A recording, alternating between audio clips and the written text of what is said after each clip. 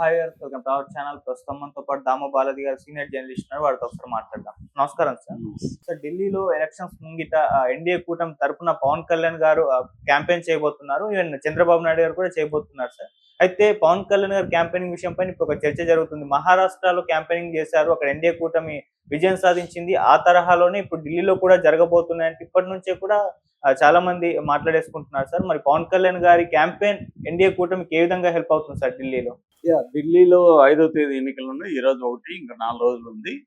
5వ తేదీ ఎన్నికలు ఉన్నాయి. అయితే ఇప్పుడు ఒక వార్త వైరల్ అవుతుంది. అదేంటంటే పవన్ కళ్యాణ్ని అక్కడ ఢిల్లీలో ఎన్నికల క్యాంపెయిన్కి బీజేపీ వాడుకోవాలనేది ఫస్ట్. ఇది పవన్ కళ్యాణ్తో పాటు చంద్రబాబును కూడా వాడుకోవాలని. ఎందుకంటే పవన్ కళ్యాణ్ తెలుగు వాళ్ళని ఇంప్రెస్ చేయగలడు, చంద్రబాబు అయితే నార్త్ ఇండియన్స్ కూడా ఇంప్రెస్ చేయగలడు. చంద్రబాబు నోన్ ఫిగరు, పవన్ కళ్యాణ్ కూడా నాన్ ఫిగరే, కానీ ఒక యాక్టర్గా అక్కడ పెద్దగా ఆయన తెలీదు.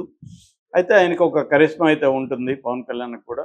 ఎందుకంటే ఆల్రెడీ మహారాష్ట్ర ఆయన వెళ్ళాడు. ఆ రకంగా మహారాష్ట్రలో 5 సభలు పెట్టారు, 2 రోడ్ షోలు పెట్టారు. పవన్ కళ్యాణ్ తిరిగిన ఏరియాలంతా కూడా ఎమ్మెల్యేలు గెలిచారు. ఎందుకంటే అక్కడ తెలుగు వాళ్ళ పాపులేషన్ కూడా మహారాష్ట్రలో బలంగానే ఉంటుంది. ముఖ్యంగా తెలంగాణ నుంచి అక్కడికి వెళ్ళి సెటిల్ అయిన వాళ్ళు చాలామంది ఉంటారు.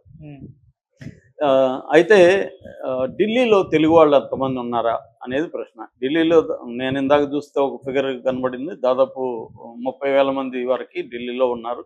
అది కూడా 70 నియోజకవర్గాలు ఉన్నాయి ఢిల్లీలో. 70 నియోజకవర్గాల్లో స్ప్రెడ్ అయి ఉంటారు కదా. కాబట్టి ఒక్కొక్క నియోజకవర్గాల్లో ఎంతమంది ఉంటారు అనేది బిగ్ క్వశ్చన్. ఎంతమందిని ఇన్ఫ్లుయెన్స్ చేయగలరు వీళ్ళని. కాకపోతే ఏమంటే బీజేపీకి ఒక సెంటిమెంట్ కూడా ఉంది. పవన్ కళ్యాణ్ని తీసుకెళ్తే అక్కడ 132 సీట్లు మహాయుతికి మహారాష్ట్ర వచ్చాయి కదా. ఇక్కడ 70 నియోజకవర్గాల్లో, ఎందుకంటే బీజేపీకి చాలా టైట్గా ఉంది అక్కడ. ఆపుకే ఎడ్జ్ కనిపిస్తుంది. కాంగ్రెస్ విరమించుకుంది. కాంగ్రెస్ కానీ గట్టిగా ఉంటే బీజేపీ గెలిచే అవకాశం ఉంది. అందుకని కూడా కాంగ్రెస్ విరమించుకుంది. కాంగ్రెస్ ఆపు కలిసి ఉంటే ఈజీగా ఉండేది విన్ను కూడా. కానీ అక్కడ రాహుల్ గాంధీ ఆపుతో కలవలేదు. సో దానివల్ల ఏమైంది, ట్రయాంగిల్ అవుతుంది. మనం కానీ గట్టిగా ఉంటాయని సైలెంట్ అయిపోయింది కాంగ్రెస్. దానివల్ల బీజేపీ విన్నింగ్ అవకాశాలు తగ్గిపోయినాయి.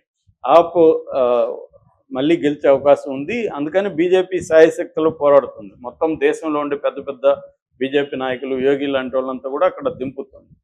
సో అక్కడ ఏంటంటే ప్రధానంగా 1 వాటర్ ప్రాబ్లము ఢిల్లీలో, 2 శాంతి భద్రతల ఇష్యూ, 3 పొల్యూషన్ అతిపెద్ద సమస్య. ఇలాగ అనేక ఇష్యూల మీద ఢిల్లీలో పోరాటం జరుగుతుంది. అన్నిటికంటే కూడా బీజేపీ ఆప్ అవినీతి మీద ఫోకస్ చేస్తుంది. నిన్ననే 8 మంది ఆప్ ఎమ్మెల్యేల దగ్గర కూడా బీజేపీ రాజీనామా చేయించింది. 8 మంది చేయడం అనేది కూడా ఆప్ కొంత ఇబ్బందికరమే.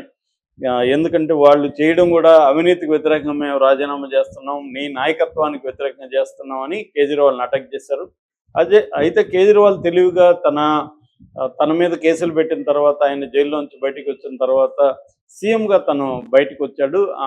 ఆరుషిని, ఆమె పేరు ఆతిషిని పెట్టాడు సీఎంగా.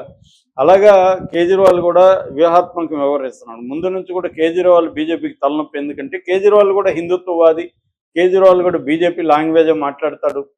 సో వాళ్ళ భాషలోనే వాళ్ళని ఢీకొనే వాళ్ళల్లో కేజ్రీవాల్ ఒకడు. దాని తర్వాత మమతా కూడా అదే మాట్లాడుతుంది. అక్కడ దుర్గా ఇవన్నీ ఆమె కూడా అదే భాషలో మాట్లాడుతుంది. బట్ కేజ్రీవాల్ చాలా తెలుగుగా వ్యవహరిస్తాడు. ఢిల్లీ, పంజాబ్ వీటిలో ఆయన గవర్నమెంట్ ఫామ్ చేయగలిగాడు. ఇప్పుడు కూడా ఆయన మీద కొంత సింపతి ఉంది, ఆయన్ని అరెస్ట్ చేశారని.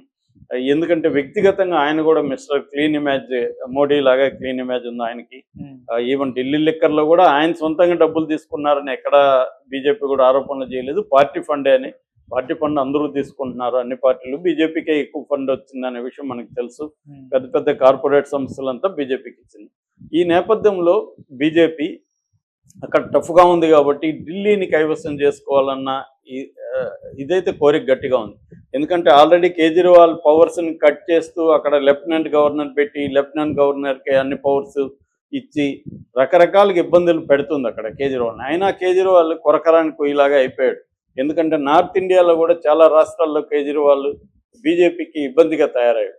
సో దానివల్ల కేజ్రీవాల్ని దెబ్బ కొట్టాలి. ఎందుకంటే కేజ్రీవాల్ బీజేపీ గోలు ఓన్లీ ఢిల్లీనే కాదు, నెక్స్ట్ జనరల్ ఎలక్షన్లో కావాలంటే కేజ్రీవాల్ని బాగా దెబ్బ కొట్టాలి, ఎందుకంటే నార్త్ ఇండియాలో కొన్ని స్టేట్లో కేజ్రీవాల్ ఇది అవుతున్నాడు అనేది బీజేపీకి ఉన్న టార్గెట్.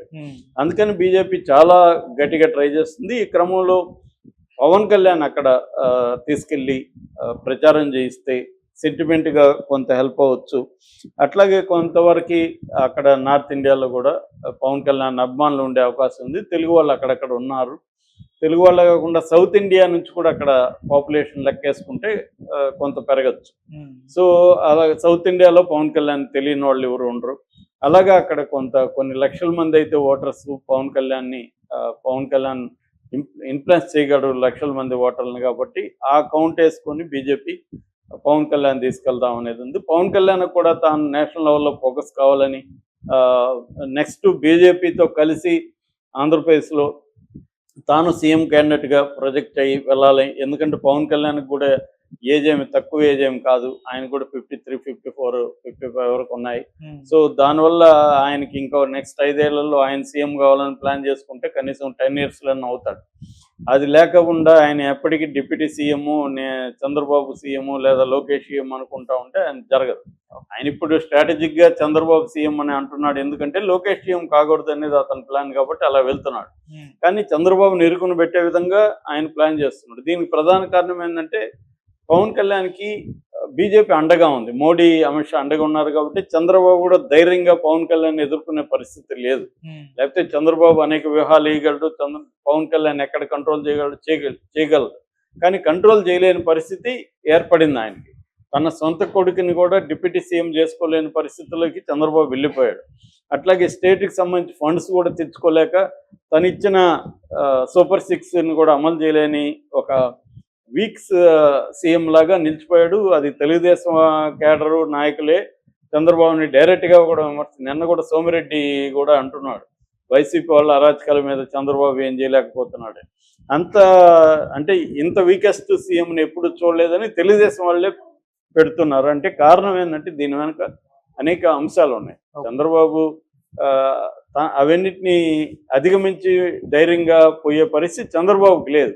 దీనికి ప్రధాన కారణం ఏంటంటే బీజేపీ చంద్రబాబు మీద డిపెండ్ అవ్వకుండా జగన్ని కూడా స్ట్రాంగ్గా ఉంచుతూ ఒక పక్క జగన్ని కంట్రోల్లో పెట్టుకుంటుంది. అట్లాగే జగన్ని పొలిటికల్గా కిల్ చేయాలని బీజేపీ అనుకోవట్లేదు. సో ఇలా ఉంచుతూ పవన్ కళ్యాణ్ని మెల్లమెల్లగా పెంచుకుంటూ, పవన్ కళ్యాణ్ వెనక కాపు సామాజిక వర్గం ఒక 20-25% ఉంది కాబట్టి, అట్లాగే మిగతా అభిమానుల కూడా సంఖ్య కూడా ఉంటుంది కాబట్టి పవన్ కళ్యాణ్ పెట్టుకొని ఎన్టీఆర్ కమ్మ, చంద్రబాబు కమ్మ కాకుండా ఎన్టీఆర్ని సపోర్ట్ చేసే కమ్మ వర్గం ఒకటి ఉంది. దాన్ని పెంచుకోవడం ద్వారా ఈ సెక్షన్లు కలుపుతూ బీసీలో పట్టు పెంచుకొని సొంతంగా ఎదుగుదాము అనేది బీజేపీకి ఉన్న స్ట్రాటజీ. ఈ స్ట్రాటజీ ఒకటైతే, రెండోది సౌత్ ఇండియాలో బీజేపీని స్ట్రెంగ్తన్ చేయడానికి పవన్ కళ్యాణ్ని ఉపయోగించుకోవచ్చు. ఎందుకంటే పవన్ కళ్యాణ్కి సౌత్ ఇండియాలో కరిష్మా ఉంది. అందుకని బీజేపీ ఏంటంటే ట్రయల్ వెర్షన్ లాగా ఫస్ట్ మహారాష్ట్రలో ట్రై చేసింది. మహారాష్ట్రలో సక్సెస్ అయింది. పవన్ కళ్యాణ్ వెళ్ళిన చోట్లంతా గెలవడం, అక్కడికి బ్రహ్మాండమైన రెస్పాన్స్ వచ్చింది. పవన్ కళ్యాణ్ కూడా నేను అప్పుడు కూడా అనలైజ్ చేశాను, మిగతా స్పీచ్లకి అక్కడ మాట్లాడిన దానికి చాలా వేరియేషన్ ఉంది. పవన్ కళ్యాణ్ మోడీ మోడల్లోనే అక్కడ స్పీచ్ కూడా ఆయన చాలా బాగా చేశాడు.